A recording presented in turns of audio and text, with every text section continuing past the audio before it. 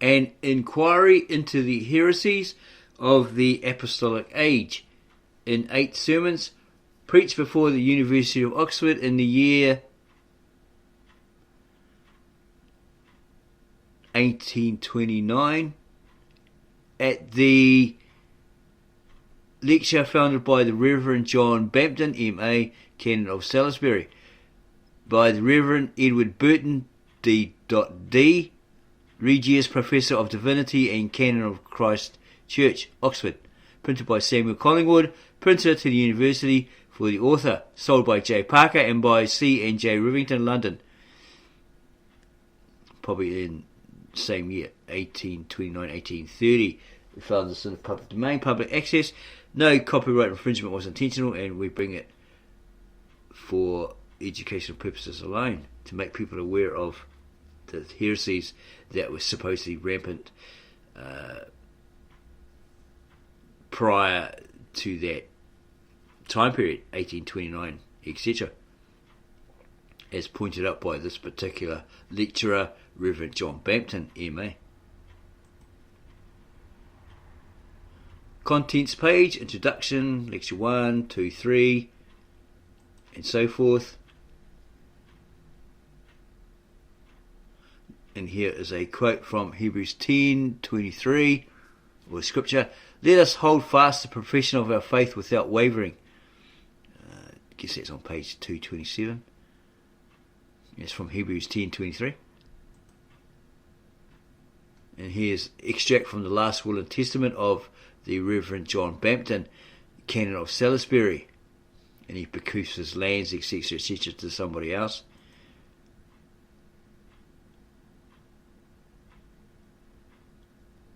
What does he say here? I also direct and appoint that no person shall be qualified to preach a divinity lecture, sermons, unless he hath taken the degree of Master of Arts, at least in one of the 2 universities of Oxford or Cambridge, and that the same person shall never preach the divinity lecture, sermons twice.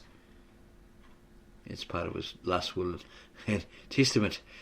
Introduction, and this is very, very long introduction, so we're not going to read a lot of it, just going to go through bits and pieces. We did find something about supposed heresies of Nestorius, the erroneously said founder of the original ancient, very old Apostolic Church of the East, or in Urhai, or Edessa, now modern Turkey.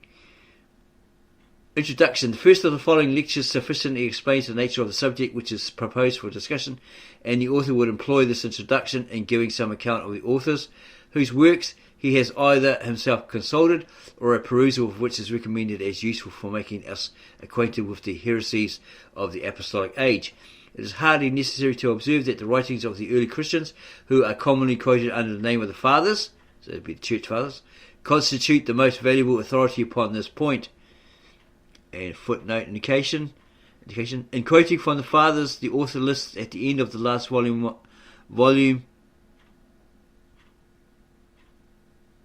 In quoting from the Fathers, the author has always intended to refer to the best editions, of which he had given a list at the end of the last volume of Bishop Bull's works, published in Oxford in 1827. So, it is hardly necessary to observe that the writings of the early Christians, who are commonly quoted under the name of the Fathers or Church Fathers, constitute the most valuable authority upon this point. They are, in fact, the only original works to which we can appeal, and though the minds of men will differ exceedingly as to the degree of credit which is to be given to the Fathers or Church Fathers in particular instances, yet we cannot reject them altogether, and the most critical or most sceptical reader must consent to receive the little which he admits to be true in ecclesiastical history upon the testimony of the Fathers, Church Fathers.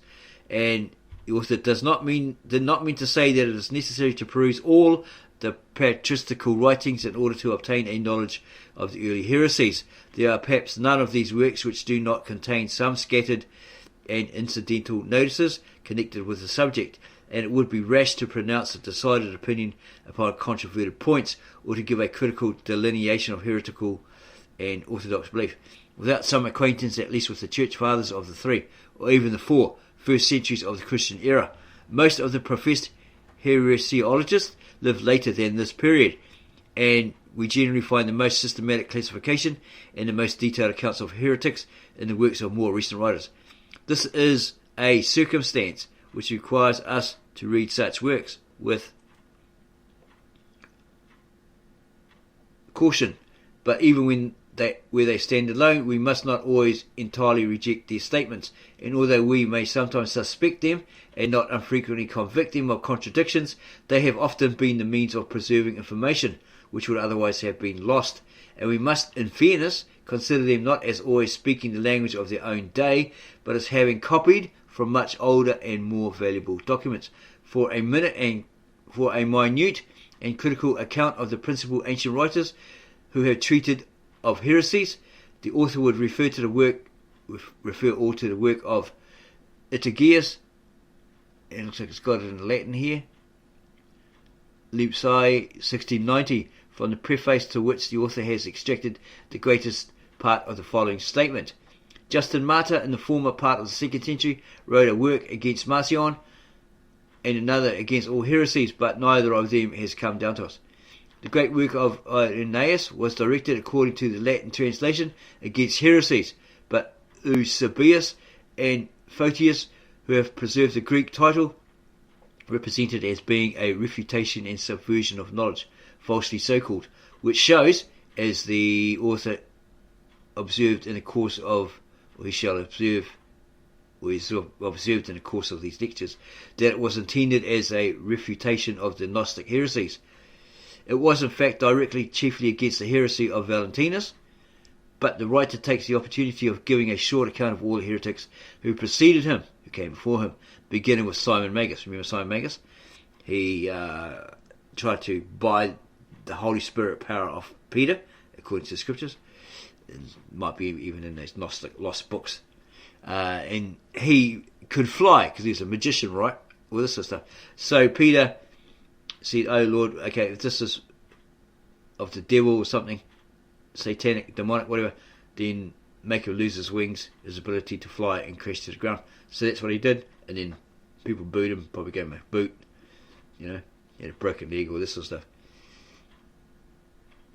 Okay, so the writer takes the opportunity of giving a short account of all the heretics who preceded him, beginning with Simon Magus.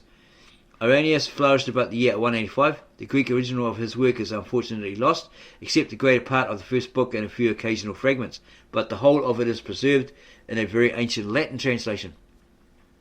The best edition was published by Massuet, we're not really sure if that's French or whatever, we just say Massuet, at Paris in 1710 and was reprinted at Venice in 1734, page for page, with some new fragments discovered at Turin and edited by Pfeffius, but the genuineness of these fragments is extremely doubtful.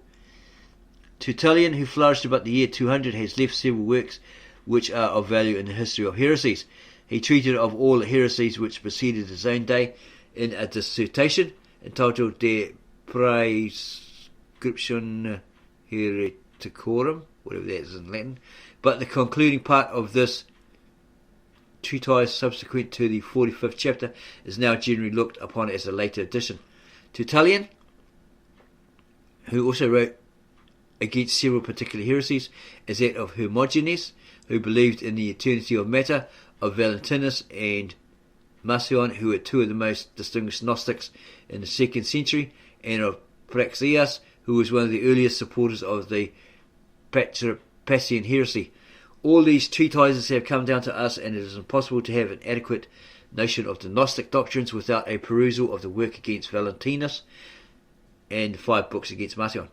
The best edition of Tertullian was published at Paris in 1675 by Priorius, though that in 6 volumes,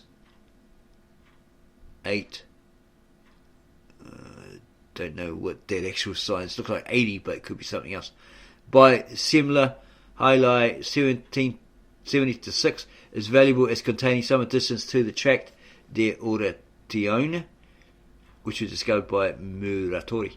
Philaster, or Philastrius, who was Bishop of Brescia about AD 380, drew upon a small work, De Heresiibus, which has been published in different Bibliothecae Patrum, and separately in 1528, 1611, and 1721b. Okay, so there's a footnote at the bottom.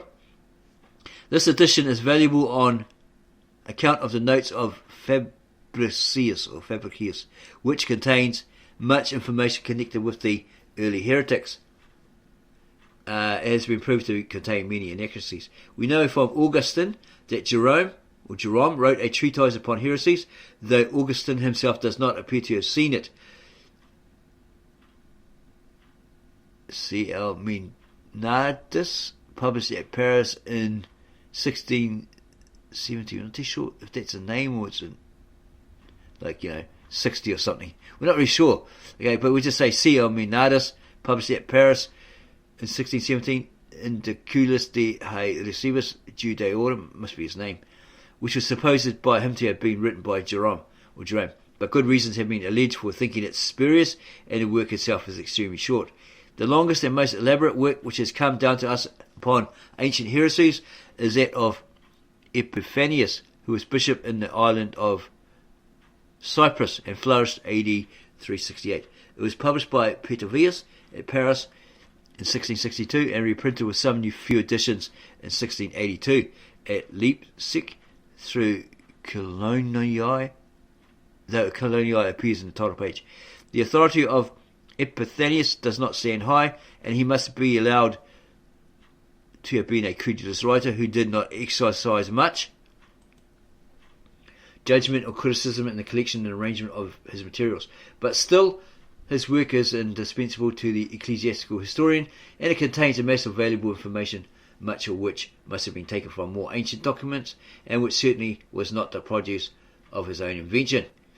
Augustine, who lived in the same century with Jerome and Epiphanius, also wrote a short treatise upon heresies.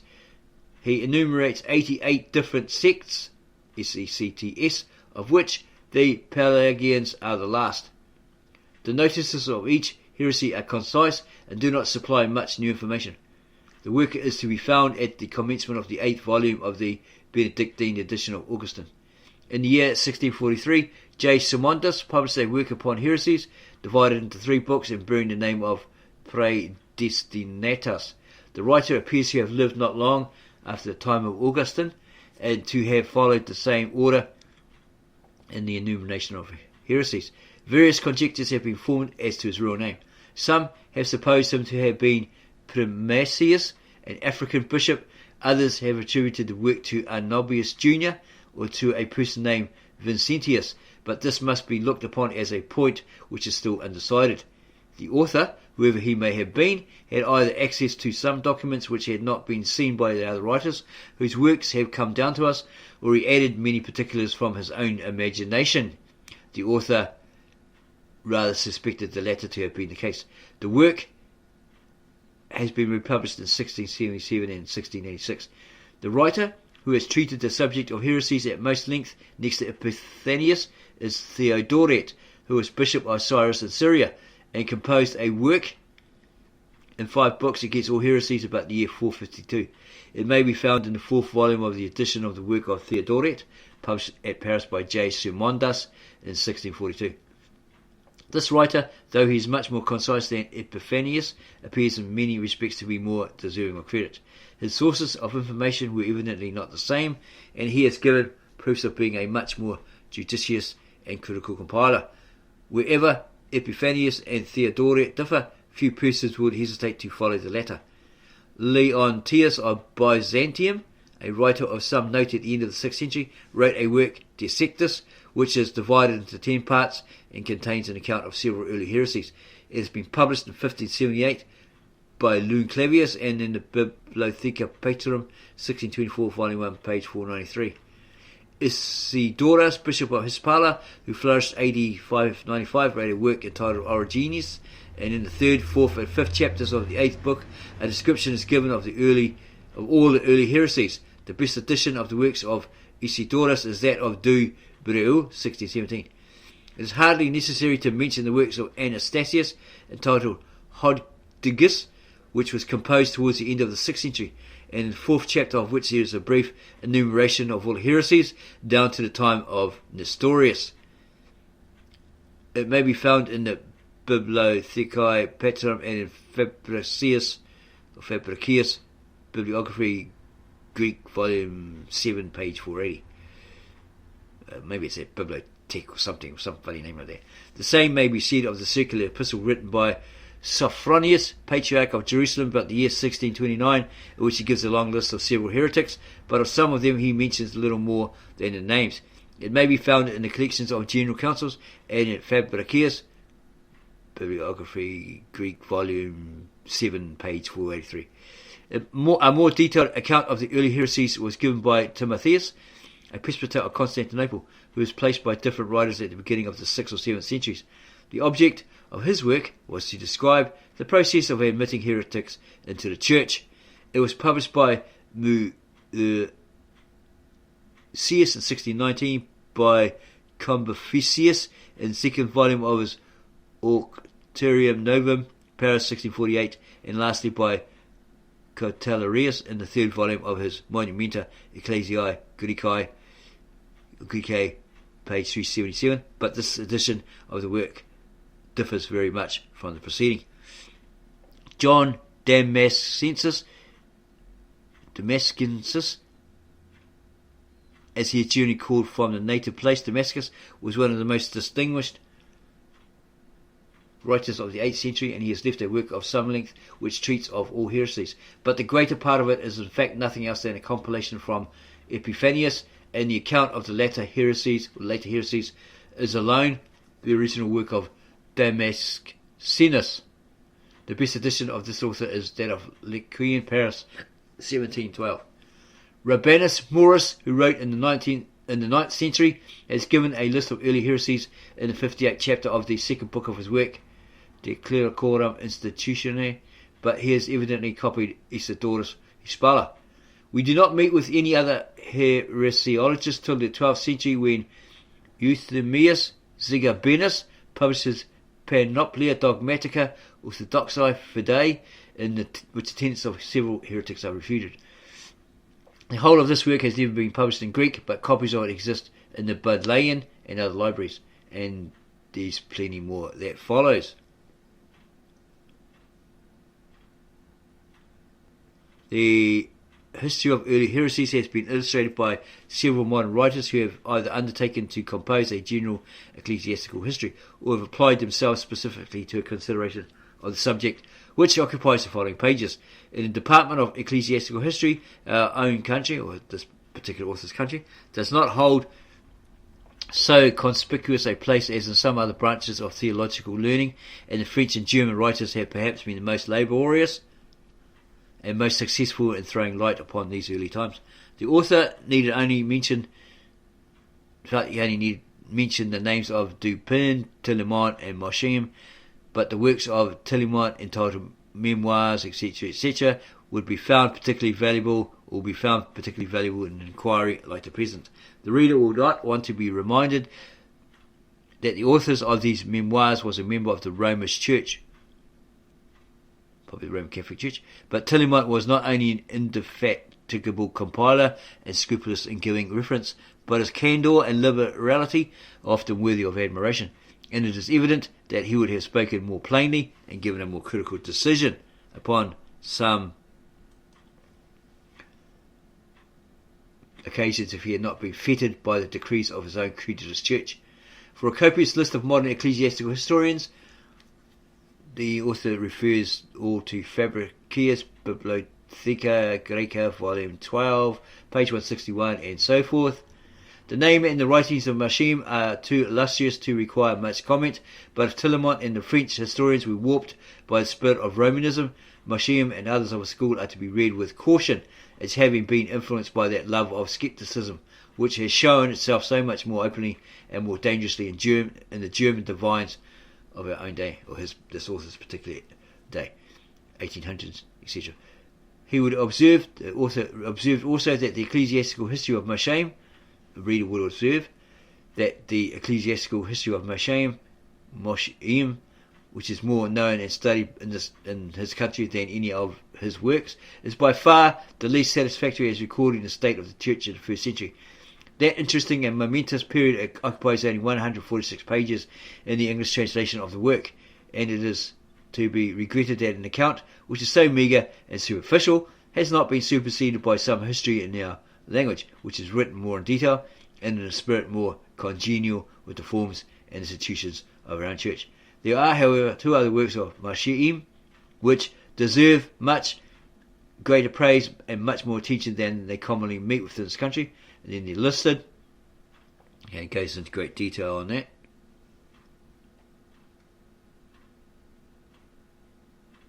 And as we were stating earlier, the introduction is very, very long, so I'm not going to read all of it. You can read that in your own time, at your own pace. We'll leave the link so you can do that if you want to really do that at the bottom of this video. It'll be quite intensive reading, especially this introduction. And there's some footnotes there explaining what was going on.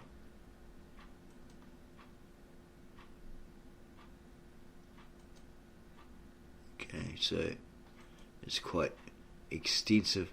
It's the trouble with these old books, they have like a 40-page introduction.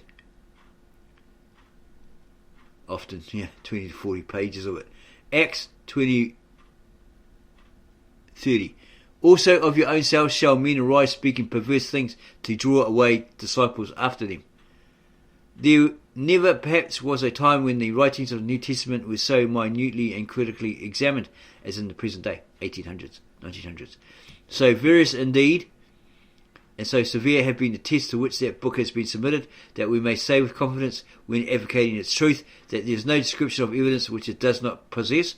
There is no species of doubt or suspicion from which it has not been cleared.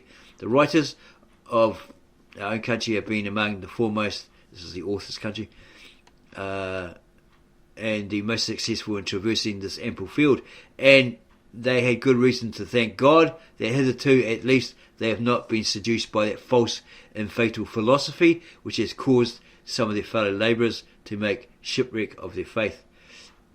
The author then states he could wish that of the Protestant divines in Germany he could speak in terms of approbation only, or that the essential was confined to mistakes of judgment. They have indeed been mighty champions in the field of criticism, and the Church of Christ will always acknowledge and profit by their labours, though she laments the darkness which has so strangely beset them, while they were leading others to a fuller and a clearer light. For works of general introduction to the New Testament, the German theologians stand preeminent and have left little in this department for future critics to supply. So they're probably the top, they're the ones to look at. Much, however, may yet be done by division of labour, and persons of inferior minds and more limited reading may add something to the general stock of knowledge if they confine their investigations to particular points. Thus, one person may illustrate the language of the New Testament by a reference to contemporary writers, another may discover and explain allusions by an observance of Eastern manners. The geography and chronology of the sacred books may furnish matter for distinct inquiries, and thus while all are employed upon separate parts, the whole system is better understood, and critical learning promotes what ought to be its final aim, and what is unquestionably its noblest use, the means of bringing man nearer to God, and of showing him in a clearer light the mercies of his Creator, his Sanctifier, or his Saviour, and his Redeemer. There are many passages in the New Testament, and particularly in the epistles, which are either unintelligible or lose much of their force, if the reader is unacquainted with the circumstances in which the writer was placed. What a comment should we have upon St. Paul's epistle to the Corinthians, and what a key to many of its difficulties, if we were able to compare it with the letter. See Corinthians 7:1 and 16:17.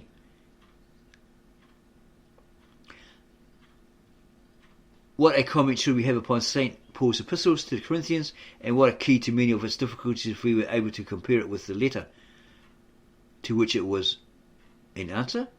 And no discovery could be so valuable to the biblical critic as the writings of those persons who opposed or perverted the preaching of the gospel.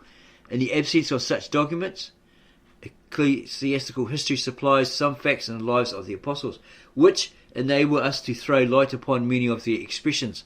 It was going to be the authors who decided it was his object in the present lectures, within this book, etc., to bring together these scattered notices and consider the heresies which infested the church in the lifetime of the apostles, because there were many that came in pretending to be of the faith, and then they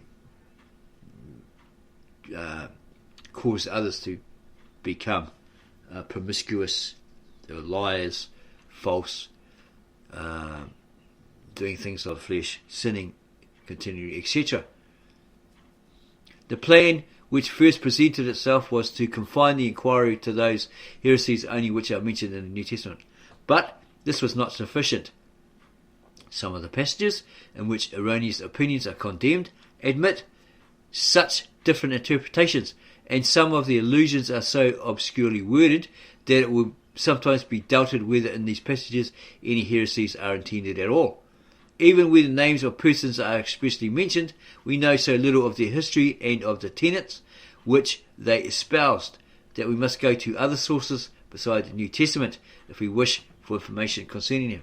Instead, therefore, of the author confining himself to those heresies which are mentioned in the New Testament, he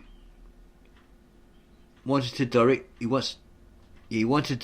your attention to all the heresies which are known to have existed in the Apostolic Age. And when he speaks of the Apostolic Age, it might be equally correct to speak of the first century of the Christian era, for it seems certain that St. John survived the rest of the apostles, and the death of St. John, according to every account, very nearly coincided with the commencement of the 2nd century. There's a footnote indicated here. B. The earliest and most valuable testimony upon this point is that of Irenaeus, who had conversed with Polycarp, the disciple of St. John, in two places. 2:22:5, page 148, 3:34, page 178. He says that St. John lived to the time of Trajan. It's got there in the Greek. Trajan reigned from the year 98 to 117. Cave quotes Eusebius and Jerome as saying that John died in the